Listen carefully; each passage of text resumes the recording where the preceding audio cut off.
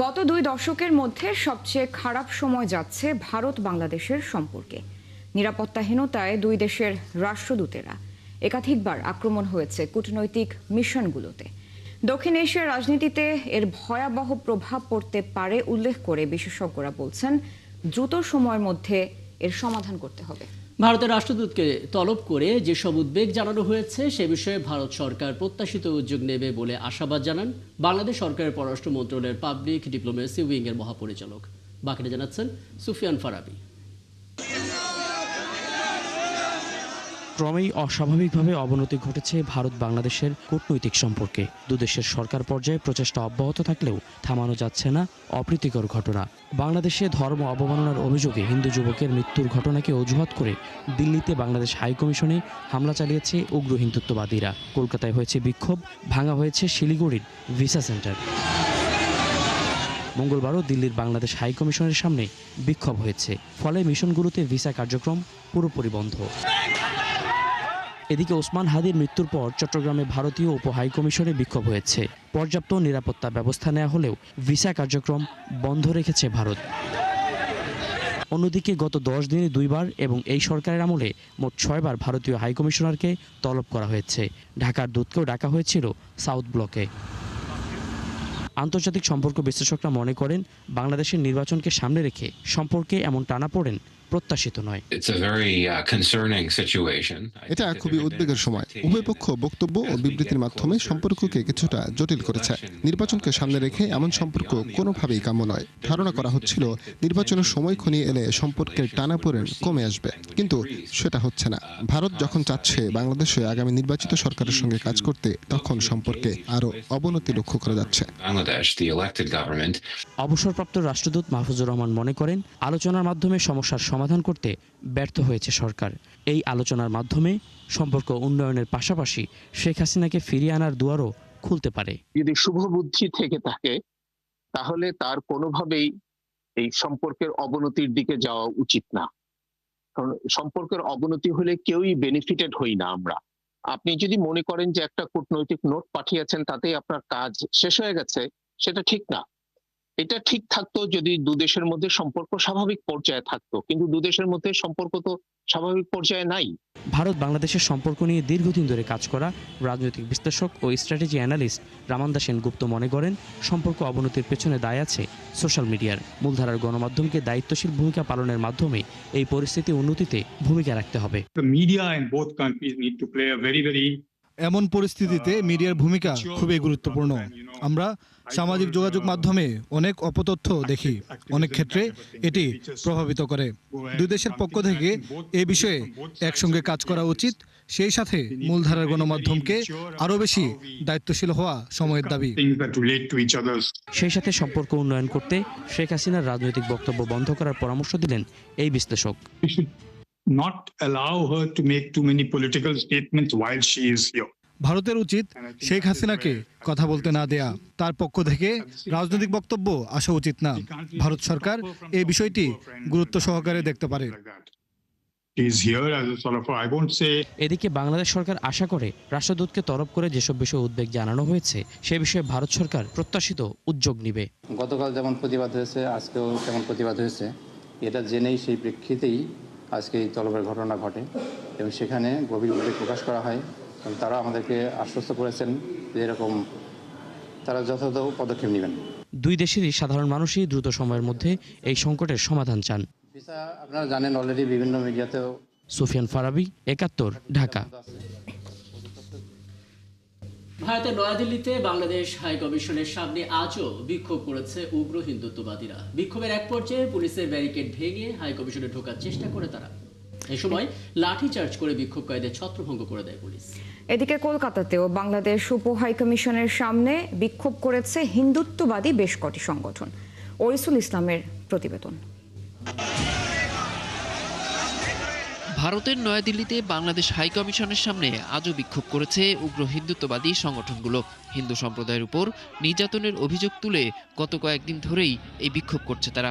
বিক্ষোভের মূল কারণ হিসেবে ধর্ম অবমাননার অভিযোগে ময়মনসিংহের ভালুকায় দীপু দাস নামের এক যুবকের হত্যাকাণ্ডকে উল্লেখ করা হচ্ছে। হিন্দুত্ববাদী সংগঠন বিশ্ব হিন্দু পরিষদ এবং বজরং দল এই বিক্ষোভ করছে। মঙ্গলবার বিক্ষোভের সময় উগ্র হিন্দুত্ববাদীরা পুলিশের ব্যারিকেড ভেঙে বাংলাদেশ হাই কমিশনে ঢোকার চেষ্টা করে। এ সময় তাদের সরে যাওয়ার আহ্বান করা হলেও তা উপেক্ষা করে দূতাবাসে হামলার চেষ্টা করে তারা। পরে বাধ্য হয়ে পুলিশ লাঠিচার্জ করে তাদের ছত্রভঙ্গ করে। ভারতীয় পুলিশ জানিয়েছে, বাংলাদেশ হাই কমিশনের কথা চিন্তা করে 3 স্তরের নিরাপত্তা ব্যবস্থা নেওয়া হয়েছে। বাড়তি পুলিশের পাশাপাশি মোতায়েন করা হয়েছে প্যারামিলিটারি বাহিনী। পশ্চিমবঙ্গের কলকাতাতেও বাংলাদেশ ডেপুটি হাই কমিশনের সামনে বিক্ষোভ করেছে উগ্র হিন্দুত্ববাদীরা। এদিন হিন্দুত্ববাদী একাধিক সংগঠন মিছিল নিয়ে বাংলাদেশ উপদূতাবাসের সামনে জড়ো হওয়ার চেষ্টা করে। এ সময় পুলিশ তাদের আটকানোর চেষ্টা করলে হাতাহাতি শুরু হয়। এক পর্যায়ে তাদের লাঠিচার্জ করে ছত্রভঙ্গ করে পুলিশ। গত 18 ডিসেম্বর ধর্ম অবমাননার অভিযোগে ময়মনসিংহের ভালুকায় পোশাক কারখানার শ্রমিক দীপুচন্দ্র দাসকে পিটিয়ে হত্যার পর তার মরদেহ আগুন দিয়ে পুড়িয়ে দেয় বিক্ষুব্ধ জনতা। এ ঘটনায় অভিযান চালিয়ে 10 জনকে গ্রেপ্তার করেছে র্যাব ও পুলিশ। অরিসুল ইসলাম, 71। ক্ষমতায় গেলে দেশ বিক্রি করে ভারতের সঙ্গে সম্পর্ক উন্নয়ন করবে না বিএনপি। দেশের স্বার্থ বজায় রেখে প্রতিবেশী দেশগুলোর সঙ্গে সম্পর্ক উন্নয়ন করা হবে। রাজধানীতে এক আলোচনা সভা শেষে সাংবাদিকদের প্রশ্নের জবাবে দলটির যুগ্ম মহাসচিব হুমায়ুন কবির এ মন্তব্য করেন। তিনি বলেন, শেখ হাসিনার কর্মকাণ্ডে ভারত সহযোগিতা করলে দুই দেশের সম্পর্কের আরও অবনতি হবে। আরও জানাচ্ছেন সাজিদ সরকার। দুপুরে রাজধানীর একটি হোটেলে তরুণ প্রজন্মের আগামীর বাংলাদেশ, সংস্কার ও গণতন্ত্রের ভবিষ্যৎ শীর্ষক আলোচনা সভার আয়োজন করে অ্যালায়েন্স ফর ট্রান্সফরমেশন নামে একটি সংগঠন। সভায় আলোচকদের বক্তব্যে উঠে আসে আগামী দিনে বিএনপির ভারপ্রাপ্ত চেয়ারম্যান তারেক রহমানের নেতৃত্বে তরুণ প্রজন্মের আশা আকাঙ্ক্ষা, গণতান্ত্রিক নির্বাচন, রাষ্ট্রীয় সংস্কার এবং আগামীর বাংলাদেশ বিনির্মাণে সম্ভাব্য রূপরেখা। কেউ কেউ জব করবেন, কেউ কেউ জব ক্রিয়েট করবেন, কেউ কেউ অনেক কিছু। আমরা যারা পড়াশোনা এখন করছি, আমরা জানবো না ভবিষ্যতে কি আছে। You don't know what you don't know. আপনারা আমাদেরকে শিখাবেন যে ফিউচারে বাংলাদেশে কই যাওয়া উচিত, ফিউচারে বাংলাদেশ কেমনে সেই জায়গায় অবস্থান নেওয়া উচিত। আমরা অফকোর্স চেষ্টা করব শুনতে, আমরা অফকোর্স চেষ্টা করব সহযোগিতা করতে। এখানে যারা বসে আছেন তাদের মধ্যেও সেরকম মেধাবী আছেন, এক্সপিরিয়েন্স আছেন, দক্ষ যোগ্যতা আলো আছেন, তাকে আমি কাজে লাগাতে পারবো যদি আমি প্রোডাক্টিভ কোনো কিছু চাই। এটা এমন না যে শুধু দল নির্ভর হয়ে আমাকে সবকিছু করতে হবে, তা না। আপনি বিভিন্ন পেশার মানুষকে রাষ্ট্র গঠনে, যেটা জিয়াউর রহমান সাহেব করেছিলেন, সেটা আমি মনে করি যে বাংলাদেশে যারাই আগামীতে সরকারে আসবে তাদের উচিত সেটা ফলো করা। সভা শেষে বিএনপির যুগ্ম মহাসচিব হুমায়ুন কবিরের কাছে বাংলাদেশ ভারত কূটনৈতিক সম্পর্ক প্রসঙ্গে জানতে চাইলে তিনি তার শঙ্কার কথা তুলে ধরেন। বাংলাদেশ থেকে পালিয়ে যাওয়া সন্ত্রাসী, আন্তর্জাতিক সন্ত্রাসী টেররিস্ট শেখ হাসিনা 1,500 মানুষ হত্যা করে পালিয়ে গেছে ভারতে। তার আরো ক্রিমিনাল সঙ্গী বঙ্গীদেরকে নিয়ে ওখানে আছে, ভারতে অনেক আছে। তো এখানে গিয়ে সে যদি ওখান থেকে ভারতের টেরিটরি থেকে যদি চায় আমাদের দেশকে ডিস্টেবিলাইজ করতে, আর এইটার সাথে যদি আমরা দেখি ইন্ডিয়ান সরকারও কমপ্লিসিট সাপোর্ট করতেছে এই ধরনের অ্যাক্টিভিটিস, তাহলে তো সম্পর্কের অবনতি হবে। বিএনপি ক্ষমতায় গেলে দেশের স্বার্থ অক্ষুণ্ণ রেখে ভারতের সাথে সম্পর্কের উন্নয়ন করা হবে বলে জানান তিনি। ভারতের সাথে অবশ্যই আমরা কোঅপারেশন চাই, যেহেতু নেই তারাও চায়, মানে চাবে যদি ন্যূনতম প্র্যাগম্যাটিক সেন্স তাদের থাকে, উইচ আই বিলিভ আছে, যে একটা কোঅপারেশন তো অবশ্যই চাবে। কিন্তু এই কোঅপারেশনটা হাসিনার মতো হবে না, এখানে রিসেট করতে হবে। সাজিদ সরকার, 71, ঢাকা। বিএনপির ভারপ্রাপ্ত চেয়ারম্যান তারেক রহমানের দেশে ফেরাকে ঘিরে ঢাকার হযরত শাহজালাল এবং সিলেটের ওসমানী আন্তর্জাতিক বিমানবন্দরে নেওয়া হচ্ছে কঠোর নিরাপত্তা। মোতায়েন করা হচ্ছে অতিরিক্ত আইন শৃঙ্খলা বাহিনীর সদস্য। পরিকল্পনা আছে বিশেষ বাহিনী মোতায়েনেরও। পাশাপাশি বিমানবন্দরগুলোতে যাত্রী ছাড়া সকলের প্রবেশ নিষিদ্ধ করা হয়েছে। আরও জানাচ্ছেন মোহন ইসলাম। বিশেষ পরিস্থিতিতে 2007 সালে বাংলাদেশ থেকে লন্ডনে যান বিএনপির ভারপ্রাপ্ত চেয়ারম্যান তারেক রহমান। এর মাঝে কেটে গেল 18টি বছর। অবশেষে জল্পনা কল্পনার অবসান ঘটিয়ে দেশে ফিরছেন বিএনপির এই শীর্ষ নেতা, যার একক নেতৃত্বে দীর্ঘ সময় ফেসিবাদের বিরুদ্ধে সংগ্রাম করেছে কোটি কোটি মানুষ। সংগ্রামে আত্মহতি দিতে হয়েছে এম ইলিয়াস আলী, চৌধুরী আলম, ওয়াসিম আকরামদের মতো নেতাদের। তারেক রহমানকে বহন করে বুধবার সন্ধ্যা 6টায় বিমান বাংলাদেশ এয়ারলাইন্সের BG202 ফ্লাইটটি রওনা দিবে, যা বৃহস্পতিবার সকাল 10টার দিকে পৌঁছানোর কথা সিলেট MAG ওসমানী বিমানবন্দরে।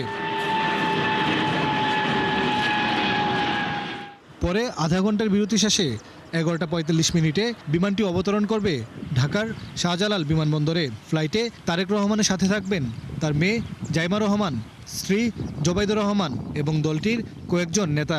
তাদের নিরাপত্তায় বিমানযাত্রা ও বিমানবন্দরে নেওয়া হচ্ছে নিশ্ছিদ্র ব্যবস্থা।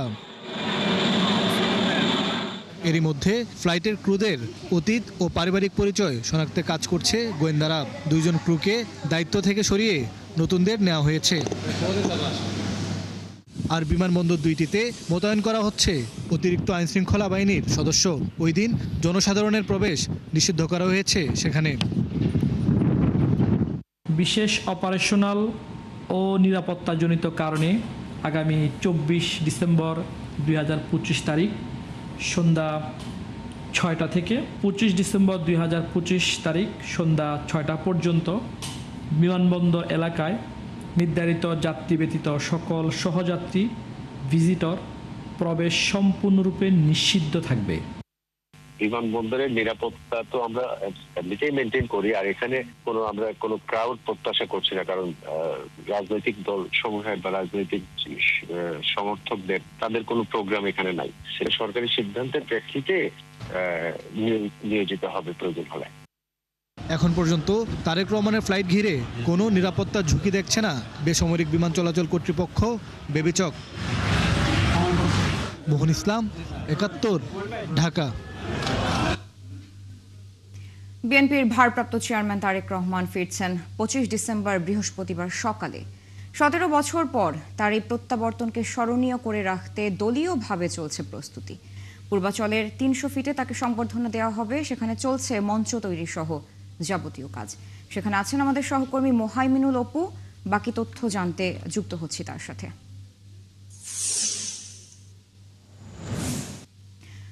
অপু, পূর্বাচলে তারেক রহমানের সংবর্ধনা প্রস্তুতি কেমন চলছে এবং আইন শৃঙ্খলা পরিস্থিতি কেমন দেখছেন, জানাবেন বিস্তারিত।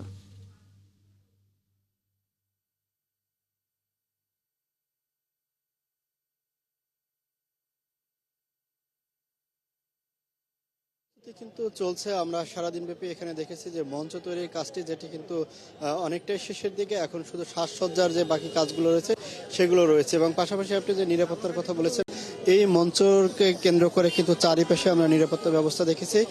অন্যান্য দিনের তুলনায় আজকে কিন্তু আমরা পুলিশ সদস্য, ডিবি সদস্য থেকে শুরু করে অন্যান্য আইন শৃঙ্খলা বাহিনী, তারা কিন্তু আজকে থেকে আসলে এই নিরাপত্তায় যোগ দিয়েছেন। এখানে এই বিএনপির ভারপ্রাপ্ত চেয়ারম্যান তারেক রহমানের স্বদেশ প্রত্যাবর্তন দিনটিকে ঘিরে কিন্তু বিএনপি নেতাকর্মীদের মধ্যে ব্যাপক উৎসাহ উদ্দীপনা কাজ করছে। সকাল থেকে আমরা দিন ভেবেছিলাম, এখন সন্ধ্যা গড়িয়েছে, এখনও কিন্তু সেই বিএনপি নেতাকর্মী যারা রয়েছেন তারা কিন্তু এই মঞ্চের আশেপাশে রয়েছেন। তারা নানা স্লোগান দিচ্ছেন, তাদের নেতা দেশে ফিরে আসবেন সেই বিষয়টি নিয়ে তাদের ভিতরে যেমন আনন্দ উচ্ছ্বাস কাজ করছে, তেমনিভাবে তারা সবাই কিন্তু উজ্জীবিত। আমরা তাদের অনেকের সাথে কথা বলেছি, তারা রাতব্যাপী তারা এখানে অনেকে থাকবেন। দেখতেই পাচ্ছেন যে বিএনপি নেতাকর্মীরা কিন্তু রাস্তার দুপাশে দাঁড়িয়ে তারা নানা স্লোগান দিচ্ছেন। তাদের যে বিএনপির একটি দলীয় পতাকা রয়েছে সেটিও কিন্তু তারা তুলছেন। এবং বিএনপির এখানে বেশিরভাগ ক্ষেত্রে কিন্তু দিনব্যাপী যে নেতাদেরকে আমরা দেখেছি, কিন্তু এখন এই মুহূর্তে যারা রয়েছে তাদের কিন্তু অনেকাংশে কিন্তু বিএনপির কর্মী। অর্থাৎ দীর্ঘ 17 বছর পর, 1.5 যুগ পর বিএনপির ভারপ্রাপ্ত চেয়ারম্যান জনাব তারেক রহমান তিনি দেশে ফিরে আসছেন। তাকে কাছ থেকে দেখার যে তাদের একটা আগ্রহ, সেটি 2 দিন আগ থেকেই কিন্তু তারা এই পূর্বাঞ্চলের 300 ফিটে কিন্তু যেখানে মঞ্চটি তৈরি করা হয়েছে সেখানে কিন্তু তারা এসে অবস্থান করছেন, নানা স্লোগান দিচ্ছেন। তারা ওদের আগ্রহে রয়েছেন যে অর্থাৎ বৃহস্পতিবার 12:15 দিকে কিন্তু তারেক রহমানকে নিয়ে একটি বিমান সিলেট হয়ে ঢাকা হযরত শাহজালাল আন্তর্জাতিক বিমানবন্দরে অবতরণ করার কথা রয়েছে। তারপরেই তিনি এখানে আসবেন এবং এখানে আসার পর তিনি এই সংবর্ধনা অনুষ্ঠানে কিন্তু তিনি বক্তব্য প্রদান করবেন। এরপরেই কিন্তু তার মা এবার কেয়ার হাসপাতালে চিকিৎসাধীন রয়েছেন, তাকে দেখতে যাওয়ার কথা রয়েছে। তো রাজধানীর পূর্বাঞ্চলের 300 ফিটের মঞ্চের সামনে থেকে এই ছিল সবশেষ খবর। অপু, ধন্যবাদ যুক্ত হওয়ার জন্য। দর্শক, তারেক রহমানের সংবর্ধনা প্রস্তুতি সবশেষ খবরাখবর জানাচ্ছিলেন সহকর্মী মোহাইমিনুল অপু। বিএনপি সবসময় নির্বাচনমুখী দল। এই নির্বাচনের মধ্য দিয়ে রাজনৈতিক স্থিতিশীলতা এবং অর্থনৈতিক স্বস্তি ফেরানোর প্রত্যাশা করছে বিএনপি। মঙ্গলবার বিকেলে এক সংলাপে এমন মন্তব্য করেন দলটির মহাসচিব। আর অন্য দলগুলো শিক্ষা খাতে সংস্কার, দুর্নীতি দমন ও বৈষম্য বিলোপের পরিকল্পনার কথা জানায়। আরও জানাচ্ছেন সবুজ মাহমুদ। কারণ আমরা প্রশ্ন সংখ্যা কমিয়ে আনতে কিছুটা সংসদ নির্বাচনকে সামনে রেখে দলগুলোর ভাবনা আর ভবিষ্যৎ পরিকল্পনা জানতে নির্বাচনী সংলাপের আয়োজন করে ইংরেজি দৈনিক দ্য ডেইলি স্টার। এতে অংশ নেয় বিএনপি, জামায়াত, এনসিপি, সিপিবি ও জাতীয় নাগরিক পার্টির শীর্ষ নেতারা।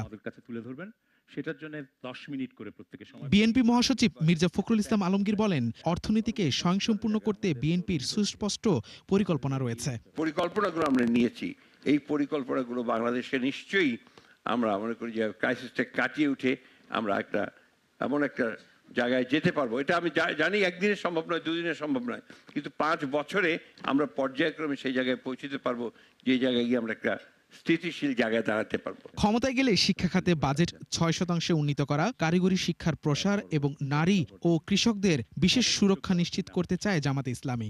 আমাদের যে ভিশন আমরা সাজিয়েছি, আমরা যে করাপশন আজকে বাংলাদেশকে পিছিয়ে দিয়েছে সেটাকে ভাঙতে চাই। আমরা গড়তে চাই ইনসাফের Bangladesh. This is our vision. জবাবদিহিতা ও স্বচ্ছতা নিশ্চিত না হলে দুর্নীতি বন্ধ করা সম্ভব নয়। সরকারকে জনগণের কাছে নিয়মিত হিসাব দেওয়ার ব্যবস্থার উপর গুরুত্ব দেন এনসিপি নেতা নাহিদ ইসলাম। আগামী নির্বাচনে আমরা গণভোটের পক্ষে, হ্যাঁ পক্ষে থাকবো, এবং যদি জনগণ আমাদেরকে নির্বাচিত করে, আমরা যদি দায়িত্ব পাই, তাহলে এই যে কমিটমেন্ট, আমাদেরকে কমিটমেন্টটা রক্ষা করতে হবে। কারণ গণ অভ্যুত্থান একটা কমিটমেন্টের মধ্য দিয়ে হয়েছে, এবং গণ অভ্যুত্থান পরেও আমরা একটা কমিটমেন্টের মধ্যে দিয়ে গিয়েছি। কিন্তু বাংলাদেশের আমরা জানি রাজনীতির ইতিহাস হচ্ছে প্রতিশ্রুতি ভাঙার ইতিহাস। রাজনৈতিক দলগুলোর ভিন্ন ভিন্ন দৃষ্টিভঙ্গি থাকলেও অবাধ, সুষ্ঠু ও অংশগ্রহণমূলক নির্বাচনই যে বাংলাদেশের সামনে এগিয়ে যাওয়ার একমাত্র পথ, সে বিষয়ে একমত হওয়ার বার্তাই উঠে আসে স্টার নির্বাচনী সংলাপ থেকে। সবুজ মাহমুদ, 71, ঢাকা।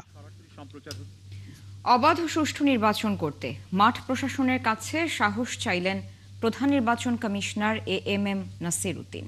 মঙ্গলবার জেলা প্রশাসক এবং পুলিশ সুপারদের সাথে বৈঠকে তিনি বলেন, প্রশাসন শক্ত এবং নিরপেক্ষ থাকলেই নির্বাচন সুষ্ঠু করা সম্ভব। কর্মকর্তাদের প্রতিশ্রুতি, ভোট অবাধ এবং সুষ্ঠু করতে যারা সর্বোচ্চটা দিয়ে চেষ্টা করবেন। ফারজানা আক্তারের প্রতিবেদন। পুলিশ সুপার এবং সিনিয়র জেলা নির্বাচন কর্মকর্তা। ত্রয়োদশ জাতীয় সংসদ নির্বাচন ও গণভোট উপলক্ষে রিটার্নিং অফিসার ও মাঠ প্রশাসনের কর্মকর্তাদের সাথে বৈঠকে বসে নির্বাচন কমিশন। প্রধান নির্বাচন কমিশনার এএমএম নাসির উদ্দিনের নেতৃত্বে যোগ দেন 4 নির্বাচন কমিশনার সহ সারা দেশ থেকে আগত নির্বাচনী কর্মকর্তারা। আমাদের সবাইকে পজিটিভ থাকতে হবে, হতাশ হলে তো চলবে না। এ সময় নির্বাচনের পরিবেশ রক্ষায় প্রশাসনের সক্ষমতা রয়েছে বলে জানান মাঠ প্রশাসনের কর্মকর্তারা। ইলেকশনের আগে, নির্বাচনের আগে এই পর্যায়ে আমরা আমাদের সক্ষমতা যথেষ্ট পরিমাণে অর্জন করতে পেরেছি। গ্রহণযোগ্য বা সুষ্ঠু নির্বাচনের কোনো বিকল্প এই মুহূর্তে নেই। এমন একটি নির্বাচন দেশ ও জাতিকে একটি সঠিক পথের দিশা দিতে পারবে। অবৈধ অস্ত্র উদ্ধার এবং এই যারা সমস্যা সৃষ্টি করতে পারে তাদেরকে চেক করার জন্য আমরা প্রতিনিয়ত চেকপোস্ট চালাচ্ছি।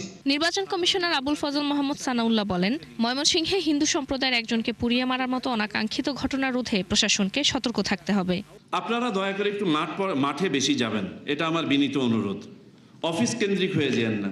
আপনারা যত মাঠে যাবেন, নির্বাহী ম্যাজিস্ট্রেটরা যত মাঠে যাবেন, আপনাদের কমিটিগুলো, যে মনিটরিং কমিটি, সার্ভেলেন্স কমিটি ইত্যাদি কমিটিগুলো আছে, যত মাঠে যাবেন তত ভালো ইম্প্যাক্ট আপনারা পাবেন। প্রধান নির্বাচন কমিশনার বলেন, মাঠ প্রশাসন সাহস দিলে ইসি অবশ্যই সফল হবে। আপনারা ভালো কাজ করলে আমি ভালো থাকি এবং আমি আরামে ঘুম হই। তিনি আরো বলেন, আগের খারাপ নির্বাচনের অপবাদ ঘুচিয়ে দেওয়ার সুযোগ এসেছে এবার। এই ক্রান্তি লগ্নে আমাদের উপরে যে দায়িত্ব এসে পড়েছে, আমরা যদি সঠিকভাবে দায়িত্ব পালনে ব্যর্থ হই, আমরা আমাদের ভবিষ্যৎ প্রজন্মকে জবাব দিতে পারবো না রে ভাই। এই দেশটা আমার, আপনার সকলের দেশ। এই দেশটাকে সঠিকভাবে সঠিক অবস্থায় রেখে যাওয়া, এটা আমাদের দায়িত্ব। ওই বৈঠকে উপস্থিত হয়ে স্বরাষ্ট্র উপদেষ্টা সহ 4 উপদেষ্টা নির্বাচন নিয়ে বিভিন্ন দিক নির্দেশনা দেন মাঠ প্রশাসনকে। ফারজানা আক্তার, ৭১, ঢাকা। সহিংসতার জবাব গানে গানে দিলেন সংস্কৃতি কর্মী ও সাধারণ মানুষ। ভাঙচুর, আগুন আর লুটপাটের প্রতিবাদে মঙ্গলবার বিকেলে ছায়ানট ভবনের সামনে প্রতিবাদ সমাবেশ করে হাজারো মানুষ। সমাবেশে আসা মানুষদের দাবি নির্বিঘ্ন করতে হবে সংস্কৃতি চর্চা, আর যে হামলা হয়েছে তা জাতিসত্তার উপর আঘাত বলেও মনে করেন তারা। আরো জানাচ্ছেন পার্থ সঞ্জয়। হামলা, আগুন ও ভাঙচুরের প্রতিবাদে ছায়ানটের এই সমাবেশ। এখানে সহিংসতার জবাব গানে গানে। মানুষের এই সমাবেশ জাতিসত্তার উপর আঘাতের প্রতিবাদ। যারা বাঙালি সংস্কৃতি চর্চা থামিয়ে দিতে চায়, তবলা কিংবা হারমোনিয়াম ভেঙে, এই প্রতিবাদ তাদেরই বিরুদ্ধে। নানা পেশার মানুষের সম্মিলিত এই প্রতিবাদ জানিয়ে দেয়, টুটি চেপে ধরে সত্তাকে থামিয়ে দেয়া যায় না। আমাদের এখন নিজেদেরই প্রশ্ন করা উচিত যে আমরা কেন ভাঙছি, কি কারণে ভাঙছি। আমরা চিনতে চাইছি আমার দেশটাকে, দেশের মানুষকে চিনতে চাইছি। প্রত্যেকেই জানি কার ক্ষোভ হতে পারে, কারা এটা করেছে। হ্যাঁ, যারা বাংলাদেশ চায়নি, যারা বাংলাদেশ চায় না। খারাপ যে লাগে, কষ্ট যে হয়, সেটাই জানাতে আসছি। দেয়ালে তো পিঠ থেকে গেছে, এখন হচ্ছে প্রতিরোধের সময়। গানে গানে আমাদের প্রতিবাদ। আমরা কোনো স্লোগান দিই না, আমরা গান গাই। গানের ভেতর দিয়ে আমরা আমাদের সমস্ত কথা ব্যক্ত করব।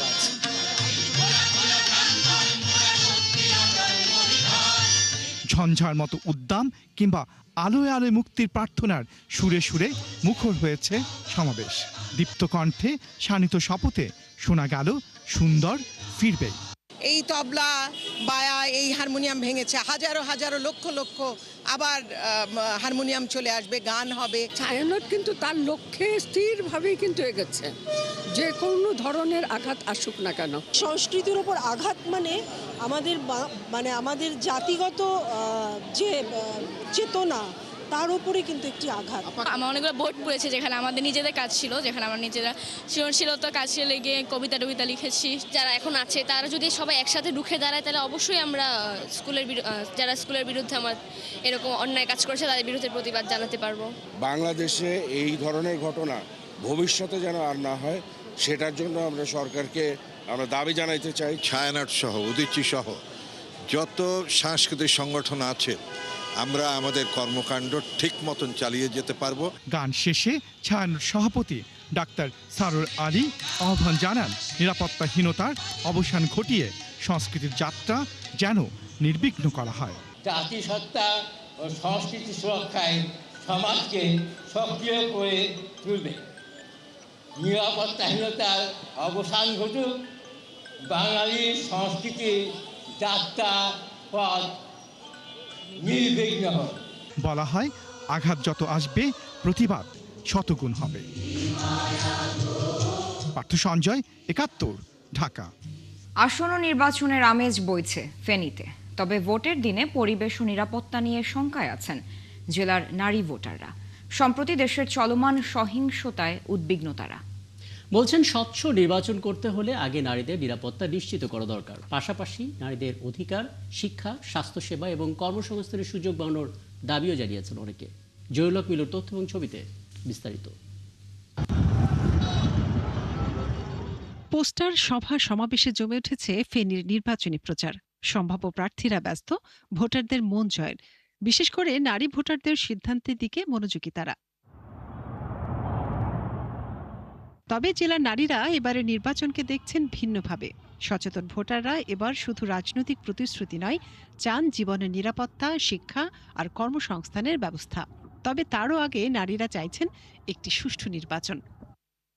প্রতিবারের মতো যাতে করে আমাদের নির্বাচনটা ওই রকম না হয়, না আমরা নারীরা যাতে করে সুশৃঙ্খলভাবে সুন্দরভাবে ভোটটা দিতে পারি। এজন্য আমাদের আইনশৃঙ্খলা বাহিনীকে বলবো, আমরা কঠোর একটা প্রশাসনের ব্যবস্থা করবেন। নির্বাচন নিয়ে আগ্রহী নতুন ভোটাররাও। তারা চান এমন একজন প্রতিনিধি আসুক যারা নারীদের নিরাপত্তার বিষয়টিকে গুরুত্ব দেবে। দেশে নারী নির্যাতন, নিপীড়নের সংখ্যা কমবে। নারীরা যে ইফতেজিনের শিকার হয় বা অনেক সমস্যায় পড়ে, রাস্তাঘাটে চলাফেরা করতে অনেক সমস্যা হয়, এগুলো যাতে না হয়। এখনো যে পরিমাণ হেনস্থার শিকার হচ্ছে নারীরা পথে ঘাটে, চাকরি, হ্যাঁ কর্মক্ষেত্রে বলেন, স্কুলে বলেন, কলেজে বলেন, যাতায়াতের ক্ষেত্রে, এবং কি জাস্ট একটা পাবলিক বাসের কথাও যদি আমরা বলি তাহলে এটা আসলে খুবই কি বলবো, নারী হিসাবে খুবই লজ্জাজনক। অন্যদিকে জেলার অনেক নারী দাবি তুলেছেন নারীদের শিক্ষা, কর্মসংস্থান আর অধিকার রক্ষায় নির্বাচিত প্রতিনিধিরা যেন গুরুত্বপূর্ণ ভূমিকা রাখে। সেই সাথে রাজনীতিতে পুরুষের পাশাপাশি নারীদেরও যেন সমান অংশগ্রহণ থাকে সেটা নিশ্চিত করার দাবিও তাদের। সংরক্ষিত আসনের আমরা চাই না, আমরা চাই আমাদের নারীগুলোরও ইলেকশন হবে। প্রত্যেকটা সেক্টরে আমাদের মহিলাদেরকে যেন আরো বেশি জোরালোভাবে, যে মহিলারা সব জায়গায় যেন কাজ করতে পারে। নির্বাচন নিয়ে নারীদের শঙ্কার বিষয়টিকে গুরুত্ব দিচ্ছেন নির্বাচনী কর্মকর্তারা। বলছেন নারীরা যেন সুষ্ঠু পরিবেশে ভোট দিতে পারেন সেই ব্যবস্থা রাখা হচ্ছে। আমরা আসলে সর্বাত্মক চেষ্টা করব, যদি এরকম অনাকাঙ্ক্ষিত পরিস্থিতি এসেই যায়, সে অনুযায়ী আমরা যেন নারীদেরকে দ্রুতই সেভ করতে পারি। ফেনীর 3টি সংসদে আসনে এবার মোট ভোটার 12,46,000। এর মধ্যে নারী ভোটার আছেন 6,02,936 জন। মনিরা কাজুরি, ৭১।